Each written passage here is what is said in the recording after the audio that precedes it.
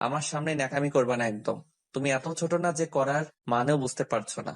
এখন আবার বলো না লিপ কিসের মানেও জানো না। লিস্ট সেটার মানে জানো তো? হ্যাঁ জানি, লিপ কিস মানে ঠোঁটে কিস করা। গুড, এবার কাছে আসো, তোমাকে লিপ কিস করব। আমার ধমক শুনে নিবু একটু একটু করে আমার দিকে এগিয়ে আসলো। আমি নিবুর শাড়িটা এক টান দিয়ে খুলে ফেলে ওর ঠোঁটে কিস করা শুরু করলাম। নিবু আমার কিস পেয়ে কেঁপে কেঁপে উঠছে। ওর কাঁপাকাঁপি দেখে আমার মাঝে উত্তেজনা বেড়েই চলছে।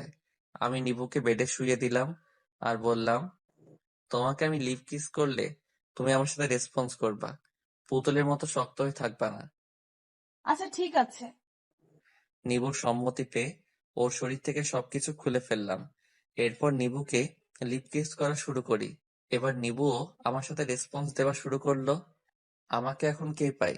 নিবুর সমস্ত শরীরে স্লাইড করা শুরু করলাম। নিবু কাঁপছে বারবার। এই তুমি কাঁপছো কেন?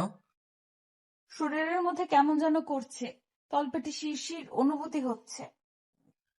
নিবুর কথা শুনে না হেসে পারছি না।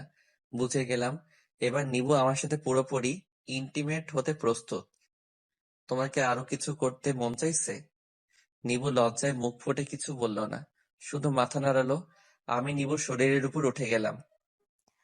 ব্যথা পাচ্ছি, আস্তে ঢোকান, আমি আর সহ্য করতে পারছি না। নিবু চিৎকার দিও না, বাড়ির লোকজন শুনলে আমাকেই সবাই খারাপ ভাববে। প্রথমবার এমন হবে, একটু ধৈর্য ধরে দাঁতে দাঁত চেপে থাকো। আচ্ছা আমি চিৎকার দিব না, তবে একটু আস্তে করুন, আস্তে করলে আর চিৎকার দিব না। ঠিক আছে, প্রথমবার বলে আস্তে করছি, কিন্তু পরের বার জোরে জোরে করব। আবারও করবেন? হ্যাঁ, করব তো। আগেই তো বললাম তোমাকে আজ রাতে কয়েকবার করবো জান। তাহলে আজ রাতে আমি মরে যাব, আর বাঁচবো না। কিচ্ছু হবে না তোমার, আমি আছি তো তোমার সাথে। কিছু সময় পর আমার দম ফুরিয়ে গেল।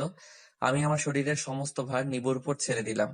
এবার চলুন আমি আপনাদের বলি কি করে আমার আর নিবুর বিয়েটা হলো। আমি ফারহান আহমেদ, লেখাপড়া শেষ করে একটা কোম্পানিতে জব নিলাম। জব নেওয়ার পর বাবা মা বিয়ের জন্য প্রচন্ড চাপ দিচ্ছে, কিন্তু আমার কোনো মেয়েই পছন্দ হয় না, কারণ মেয়েদের আমার একদম বিশ্বাস হয় না। এরপর কিছু কাহিনী না হয় নিবুর মুখেই শুনে নিন। আমি নুসরাত জাহান নিবু, এবার অনার্স দ্বিতীয় বর্ষে পড়ি। আমার ভার্সিটি লাইফের বেস্ট ফ্রেন্ড হলো ফারিন। ক্লাসে বসে আছি, ফারিন আমার পাশে বসে বলল, তোকে একটা কথা বলবো? বল। আমার ভাইয়াকে বিয়ে করাতে চাচ্ছি, কিন্তু কিছুতেই